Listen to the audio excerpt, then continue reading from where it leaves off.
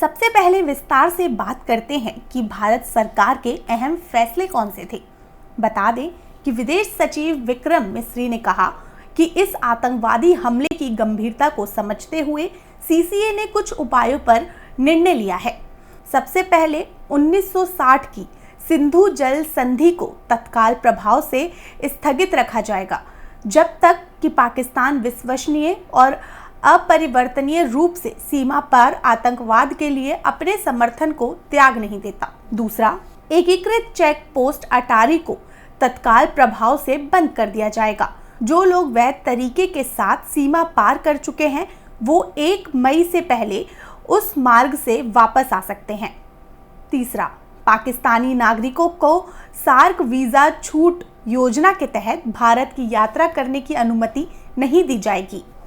पाकिस्तानी नागरिकों को अतीत में जारी किए गए किसी भी SPES वीज़ा को रद्द माना जाएगा। SPES वीज़ा के तहत वर्तमान में भारत में मौजूद किसी भी पाकिस्तानी नागरिक के पास भारत छोड़ने के लिए 48 घंटे हैं। चौथा, नई दिल्ली में पाकिस्तानी उच्चायोग में रक्षा, सैन्य, नौसेना और वायु सलाहकारों को आवांछित युवक घोषित किया जाता है। उनके पास भारत छोड़ने के लिए 1 हफ्ते का वक्त है।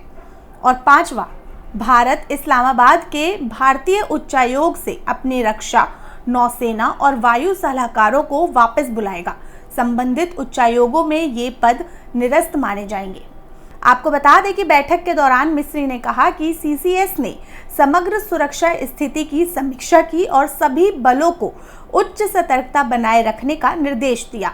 संकल्प लिया गया कि इस हमले के अपराधियों को न्याय के कटघरे में लाया जाएगा और उनके प्रायोजकों को जवाबदेह ठहराया जाएगा। तहव्वुर राणा के हाल के प्रत्यर्पण की तरह भारत उन लोगों की तलाश में निरंतर कोशिश करेगा जिन्होंने आतंकवादी कृत्यों को अंजाम दिया है या उन्हें संभव बनाने की साजिश रची है। आपको बता दें कि पहलगाम में पर्यटकों पर हुए आतंकी हमले के बाद आज शाम प्रधानमंत्री आवास पर सुरक्षा मामलों की कैबिनेट कमेटी बैठक बुलाई गई। बैठक में केंद्रीय गृह मंत्री अमित शाह, विदेश मंत्री S जयशंकर, वित्त मंत्री निर्मला सीतारमण, रक्षा मंत्री राजनाथ सिंह और राष्ट्रीय सुरक्षा सलाहकार अजीत डोभाल सहित कई शीर्ष अधिकारी भी शामिल हुए। ये बैठक 2.5 घंटे तक चली। तो अब बात करते हैं भारत सरकार के इन फैसलों से पाकिस्तान पर कितना असर पड़ेगा। सिंधु जल समझौते पर रोक, पाकिस्तान पर कितना पड़ेगा असर। सबसे पहले बात करते हैं सिंधु जल समझौते की। तो पहलगाम हमले के बाद भारत ने जो कदम उठाए हैं उसमें सबसे बड़ा फैसला है सिंधु जल समझौते पर रोक लगाना। पाकिस्तान की खेती, पीने का पानी और बिजली उत्पादन का बड़ा हिस्सा इसी पानी पर निर्भर है। ये पहला मौका है जब भारत ने सिंधु जल समझौते पर रोक लगाई है। सिंधु जल समझौते पर भारत के रोक लगाने से पाकिस्तान में जल संकट उत्पन्न होगा और इसका असर कृषि पर पड़ेगा। जैसे कि पाकिस्तान की 80% खेती योग्य भूमि सिंधु नदी प्रणाली के पानी पर निर्भर है। इसके साथ ही इस पानी में 93% हिस्सा सिंचाई के लिए इस्तेमाल होता है, जिसके बिना खेती लगभग नामुमकिन है। और कृषि क्षेत्र पाकिस्तान की राष्ट्रीय आय में 23% योगदान करता है और इसके साथ ही पाकिस्तान की 68% आबादी खेती पर निर्भर है। बता दें कि पाकिस्तान के प्रमुख शहर कराची, लाहौर, मुल्तान सिंधु और उसकी सहायक नदियों के पानी पर निर्भर है। पाकिस्तान के तरबेला और मंगला जैसे पावर प्रोजेक्ट सिंधु के पानी से चल रहे हैं और खाद्य सुरक्षा को खतरा होगा। इसके साथ ही पाकिस्तान में खाद्य उत्पादन में गिरावट भी आ सकती है। पाकिस्तान की शहरी जल आपूर्ति इससे रुक जाएगी और अशांति भी फैल सकती है। बिजली उत्पादन ठप हो जाएगा, शहरी इलाकों में अंधेरा छा जाएगा।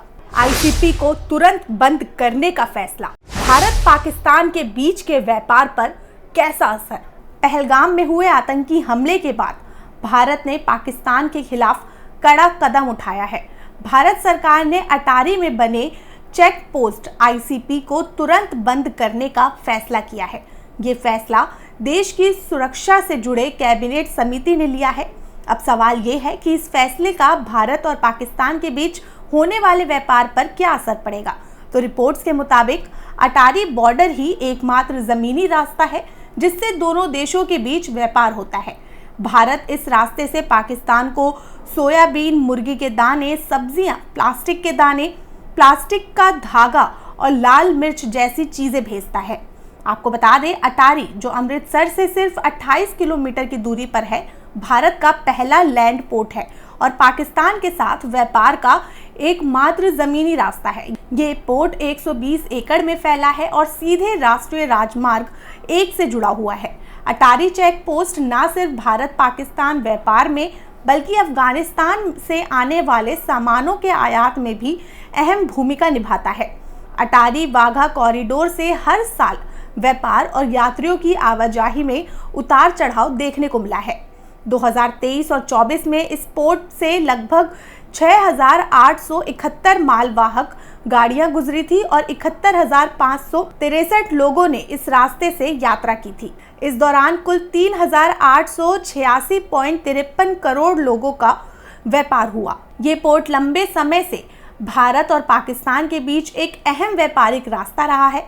भारत की तरफ से यहाँ से सोयाबीन, मुर्गी के दाने, सब्जियां, लाल मिर्च, प्लास्टिक के दाने और प्लास्टिक का धागा जैसे सामान भेजे जाते हैं, तो वहीं पाकिस्तान और अन्य देशों से भारत में सूखे मेवे, खजूर, जिप्सम, सीमेंट, कांच, सेंधा नमक और तरह तरह की जड़ी बूटियां आती हैं। अब इस पोर्ट के बंद होने से इन चीज़ों के व्यापार पर असर पड़ेगा, खासकर उन छोटे व्यापारियों और कंपनियों पर जो इस सीमा पार व्यापार पर निर्भर रहती है। भारत और पाकिस्तान के बीच बढ़ते तनाव की वजह से पहले से ही कमजोर हो चुकी व्यापारिक रिश्तों को एक और बड़ा झटका लग चुका है। बता दें कि अटारी चेक पोस्ट बंद होने के फैसले से खास तौर पर छोटे व्यापारियों और उन उद्योगों पर असर पड़ेगा जो रोजमर्रा की जरूरत की चीजों के कारोबार पर निर्भर है। भारत ने रद्द किया पाकिस्तानियों का वीजा। पहलगाम आतंकी हमले के बाद भारत ने कई अहम फैसले लिए हैं, जिनमें पाकिस्तानियों के भारतीय वीजा को कैंसिल करना शामिल है। रक्षा मामलों की कैबिनेट समिति ने बुधवार को घोषणा करते हुए बताया कि पाकिस्तानी नागरिकों को अब South Asian association for regional corporation यानी SAARC visa waiver scheme SVES के तहत भारत आने की अनुमति नहीं दी जाएगी। इसके अलावा ये भी कहा गया है कि इस योजना के तहत भारत में मौजूद किसी भी पाकिस्तानी नागरिक को 48 घंटे के अंदर देश छोड़कर जाना होगा।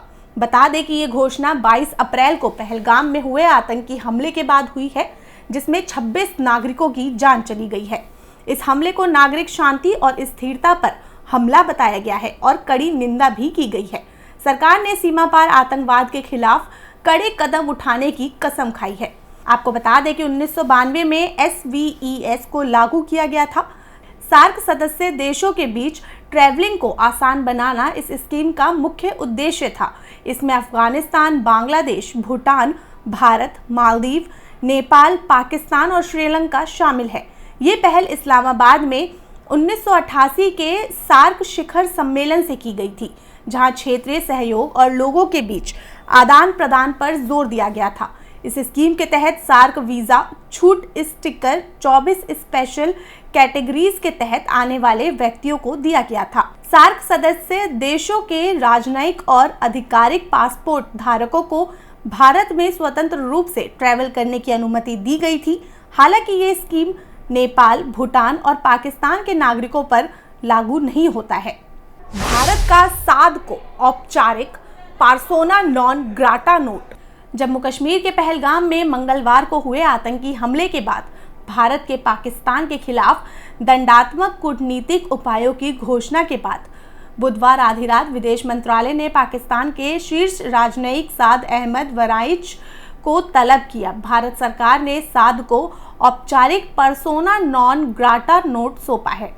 अगर बात करें कि पर्सोना नॉन ग्राटा क्या होता है, तो इसका सीधा मतलब होता है कि किसी राजनयिक या विदेश व्यक्ति को किसी विशेष देश में प्रवेश या रहने से मना करना। भारत ने पाकिस्तान के सैन्य राजनयिकों के लिए ये नोट उनको भेज दिया है और इसके बाद उन्हें 1 हफ्ते के अंदर भारत छोड़ना होगा।